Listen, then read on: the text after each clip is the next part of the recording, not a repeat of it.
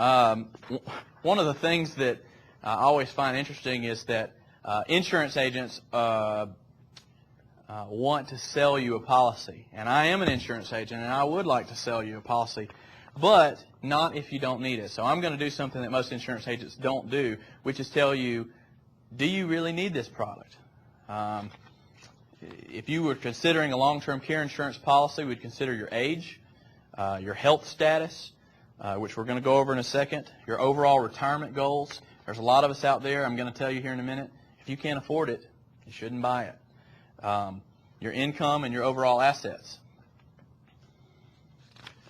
If you have limited income, you should not buy this product. If you rely on Social Security benefits, or if you're already receiving care, if you have a major illness, or you can't perform your ADLs, you should not buy this product. Now, what are ADLs? ADLs are active daily living functions.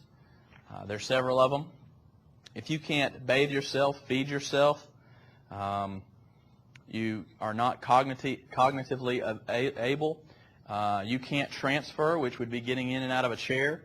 And a lot of people, please, I'm going to talk about this later, that different companies do selling points to say, well, we only have 2 ADLs that you have to have our policy start. And others say, well, we have 3. This should not be a buying factor when you go to purchase your long-term care policy. The only reason I say that is if you are confined to a bed, you already can't do more than 2 of your ADLs. You understand? If you're confined to a bed, you already can't transfer. You can't feed yourself. You can't bathe yourself. So whenever, don't let a trigger be the reason why you do or don't buy that policy. 2 or 3, I don't think it matters personally. Most policies are activated, like I said, by 2, but some are more. These are the ADLs that I just spoke of: eating, dressing, bathing, toileting, transferring, cognizance. Why you should consider buying long-term care. I think the majority of the people that I know that are middle income or better should seriously consider a long-term care policy. If you don't require Social Security benefits to make your living, if you are free of major illnesses, if you've not been confined to a nursing home in the last 3 years, and most of all, if you want to protect your retirement. I know a lot of people that spend their whole life to get that nest egg so that they can travel, or so that they can spend time with their grandkids, or so they can live out the rest of their life in peace because they've put in enough work. The problem is that with 1 and 2 going into some type of long-term care, that nest egg can go in a hurry. And we're going to talk about prices here in a minute about how much long-term care actually costs. Long-term care costs a lot of money. I want you to sit, and as you're thinking right now, I want you to think how much I have in my retirement account, your IRA, your Roth, your 401k, your 403b. How much money do you have in assets? Then I want you to think about 2 things, and we're going to talk about this a little later about Medicaid. There's really only 2 ways to pay for long-term care, and that's either you come up with the funds yourself, personal income, assets, or the government pays. For the government to pay, you have to have nearly nothing. You have to qualify for welfare. So you've spent your entire life gathering these assets and putting away and saving for a rainy day so that you can spend your retirement, and with upwards of $100,000 a year. Does that sound crazy? It does sound crazy. How much do you have in your retirement account? Do you have $100,000, $200,000, $300,000? Do you know the average nursing home stay in Alabama right now is about $115 per day? You know, you're looking at $35,000 to $40,000 a year. I have several people that have come to me and told me that they not only have in-home care, but they pay for a sitter. They pay for somebody to stay with their family member throughout the day, especially if they have Alzheimer's or some type of disability where they can't function like they should. And these people can pay somebody full-time upwards of $60,000. So not only do you have the in-home care you're paying for, you then have somebody to sit with that family member. Or you have to take off work to do that. can be very time-consuming and cost quite a bit of money.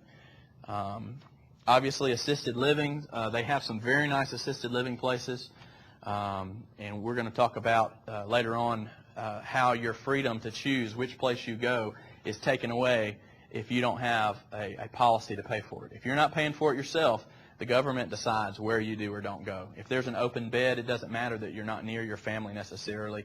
It matters that that's where an open bed is. And since you're not fitting the bill, they will send you where you need to go. Elmcroft Assisted Living is just one place here in Montgomery. They specialize in Alzheimer's patients, and this is just what they cost, $111 per day, nearly $40,000 per year. Like I said, personal resources, that's how you're going to pay for this policy. That's how you're going to pay for your long-term care needs. Most people don't realize how this happens, but as we dig deeper into it, you're going to understand that it takes quite a bit of assets. What's your house worth? Is it worth $150,000? Is it worth $250,000? We're going to get into that. At age 65, a lot of people think that Medicare is going to cover them. I'm going to make a big distinction for you between Medicare and Medicaid. Medicaid is a welfare program for poor people. Most people are not in that realm where they need government assistance. Medicare is essentially your health insurance. There's a Part A and a Part B. I'll just read this here. Medicare is the nation's health insurance program for all people 65 years of age and over for certain disabled persons. Run by the Centers for Medicare and Medicaid Services of the U.S. Department of Health and Human Services, the Medicare program is divided into two sections, which we'll go over now. There's Part A and Part B, like I mentioned. Part A pays for inpatient hospital care, skilled nursing care, and home health and hospice care. And Part A has deductibles and coinsurance, but most people don't have to pay for premiums. A lot of people say, oh, well, no, wait a minute. Medicare does cover long-term care. Hold that thought. Medicare will cover you for up to 100 days for what's known as skilled care. That means a doctor or physician's care. I'm sure you know of people that have had some type of major surgery and they needed gauze changed or they needed rehabilitation.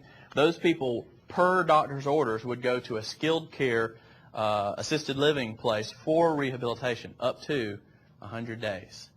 Okay? That's if you qualify up to 100 days.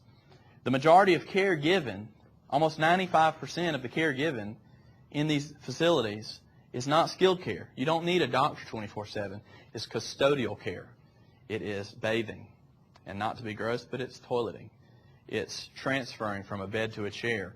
It's your daily living functions. You wouldn't need a skilled doctor 24/7. You would need someone to take care of your basic needs. And that's the big difference.